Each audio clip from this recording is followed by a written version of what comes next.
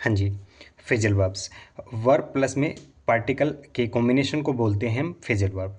और जब particle eight हो तो ऐट से बनी हुई जो फ्रेजल वर्ब्स हैं उनको पढ़ने का समझने का सबसे अच्छा तरीका क्या हो सकता है, चलिए देखते हैं। सेंटेंस का जो सब्जेक्ट है उस सब्जेक्ट का जो एक्शन है या सब्जेक्ट की जो मेंटल स्टेट है उसको दिखाएगी ये वर्ब, यानी फ्रेजल वर्ब की जो वर्ब पार्टिकल है।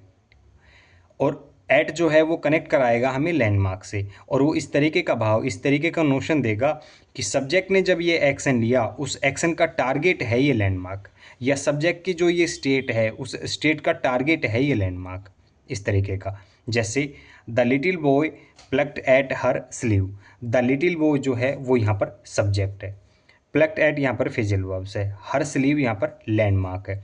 अब सब्जेक्ट ने जब ये एक्शन लिया उस एक्शन का टारगेट है ये लैंडमार्क, ठीक है, नोचना।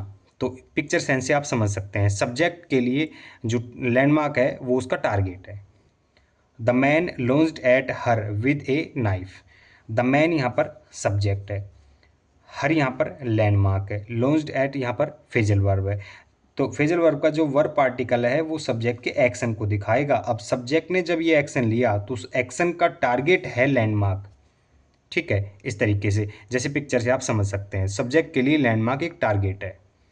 The authorities winked at the illegal trade, the authorities यहाँ पर सब्जेक्ट है, विंक्ड एट यहाँ पर फ्रेजल वर्ब है, द इलीगल ट्रेड यहाँ पर लैंडमार्क है, ठीक है। अब सब्जेक्ट ने जब ये एक्शन लिया, ठीक है, अनदेखी करना, तो उसका टारगेट क्या है, उसका टारगेट है लैंडमार्क, ठीक है।